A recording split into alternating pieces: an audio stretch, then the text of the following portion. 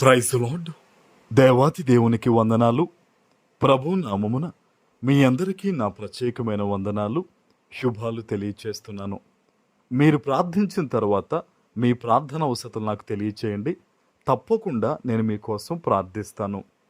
ఈ దినము కొరకు ఏర్పాటు చేయబడిన దేవుని వాగ్దానము యెహెజ్కేలు గ్రంథము 37వ అధ్యాయము 14వ వచనము. మీరు బ్రతుకున్నట్లు నా ఆత్మను మీలో ఉంచి మీ దేశములో మిమ్మల్ని నివసింపజేసేదను. యెహోవానగు నేను మాట ఇచ్చి దానిని నెరవేరునని మీరు తెలుసుకుందురు. దేవుని నామానికి మహిమ కలుగునుగాక. ఈ ఉదయకాల సమయంలో సర్వశక్తివంతుడగు నీ తండ్రి గొప్ప వాగ్దానాన్ని మీకు అందిస్తూ ఉన్నారు. ఆయన అంటున్నారు కదా, మీరు బ్రతుకున్నట్లు నా ఆత్మను మీలో ఉంచుతాననే మాటను చెప్తున్నారు. హల్లెలూయా.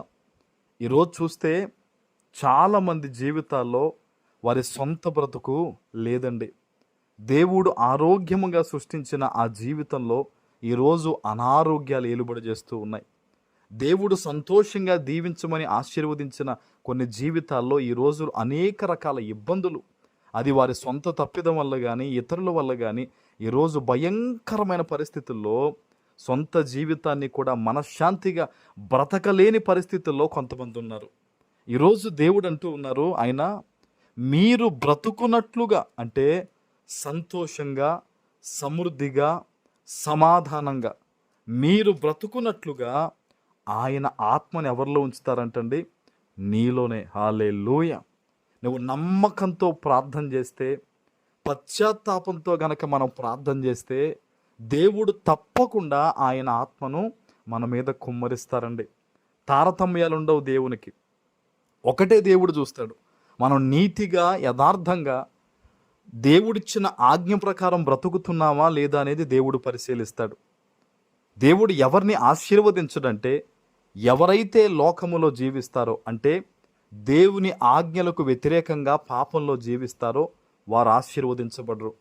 మరి ఎవరు దీవించబడతారంటే దేవుని మాటకు లోబడే ప్రతి ఒక్కరూ కూడా ఈ ఆశీర్వాదానికి, ఈరోజు ఈ వాగ్దానానికి అర్హులే. నువ్వు అనుకోవచ్చు, దేవా నా జీవితంలో ఇటువంటి ఇబ్బంది ఉంది, శ్రమ ఉంది, ఇదిగో ఈ కష్టం ఉంది, ఈ వాగ్దానమును బట్టి నన్ను బలపరుస్తావంటే ఆయన అంటున్నాడు చూడండి, తప్పకుండా అంట. ఆయన అంటున్నాడు, మీ దేశములో మిమ్మల్ని నివసింపజేసేదను, యెహోవానగు నేను మాట ఇచ్చి దానిని నెరవేరుస్తాను. హల్లెలూయా. ఆయన మాట ఇచ్చేమంటున్నాడు, ఆయన నెరవేరుస్తారట. అందుకనే ప్రతిరోజు కూడా దేవుని సన్నిధిలో మన ప్రార్థన కుమ్మరించబడాలి. కొంతమంది చేసే ప్రార్థన రోజంతటిలో కూడా గట్టిగా అయితే అరగంట ఉంటుందేమో.